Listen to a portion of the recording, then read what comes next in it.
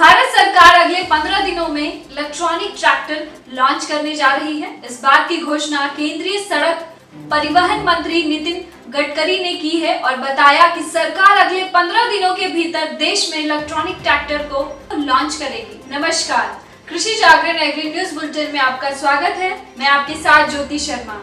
आइए नजर डालते हैं इस वक्त की सुर्खियों पर।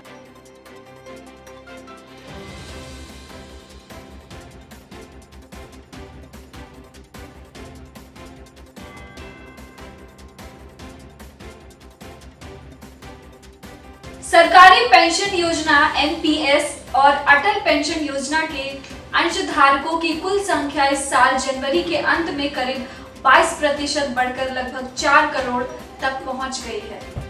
कृषि एवं किसान कल्याण मंत्रालय असम द्वारा आयोजित कार्यक्रम में नरेंद्र सिंह तोमर ने किसानों को वितरित किए कृषि यंत्र और कहा कि आत्मनिर्भर गांव को आत्मनिर्भरशील देश बनाने की जरूरत है। इसके लिए छोटे किसानों का पूर्ण रूप से विकास होना आवश्यक है।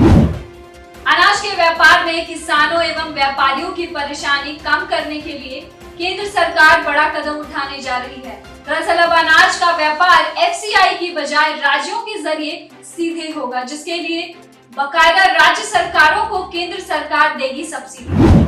कर्नाटका बैंक के MD and CEO Shri Mahabaleshwara MS को 19वें global edition of business leader of the year कार्यक्रम में सीईओ ऑफ द ईयर से सम्मानित किया गया है, जिसे world leadership Congress and awards द्वारा मुंबई में आयोजित किया गया था।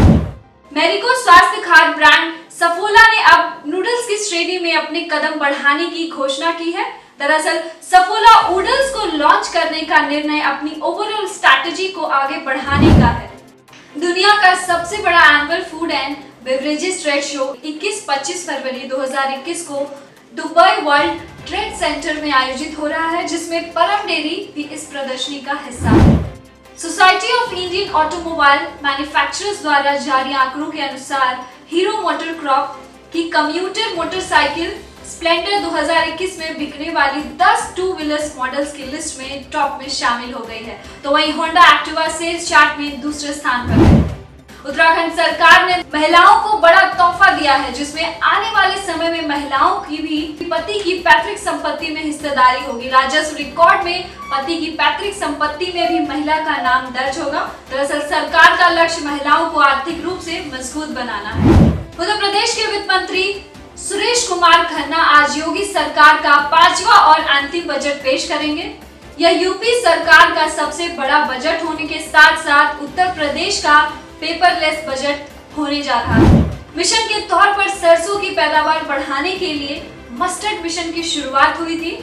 इस अभियान के तहत इस साल रबी सीजन की प्रमुख तिलहनी फसल सरसों की बुआई बढ़ने में कारगर साबित हुआ है, जिसे केंद्र सरकार इस साल सरसों का उत्पादन 120 लाख टन के करीब होने की उम्मीद कर रही है। तो देखते हैं आज के एग्रीकल्चर स्टॉक मार्केट का हाल, जिसमें आज की 3 टॉपर्स कंपनीज रही।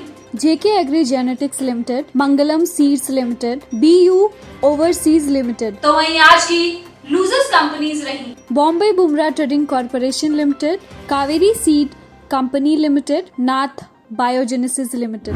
बीते 44 घंटों के दौरान दक्षिणी भारत के कई इलाकों में व्यापक वर्षा देखने को मिली है, तो वहीं देश के मैदानी इलाकों के तापमान में भी हल्की वृद्धि दर्ज की गई है। हालांकि कुछ स्थानों पर पारा गिरा भी है, तो कई जगहों पर पारा सामान्य के आसपास, जबकि कुछ स्थानों पर सामान्य से ऊपर रिकॉर्ड दर्ज किया गया है। ज्यादा जानकारी के लिए देखते रहिए कृषि जागरण।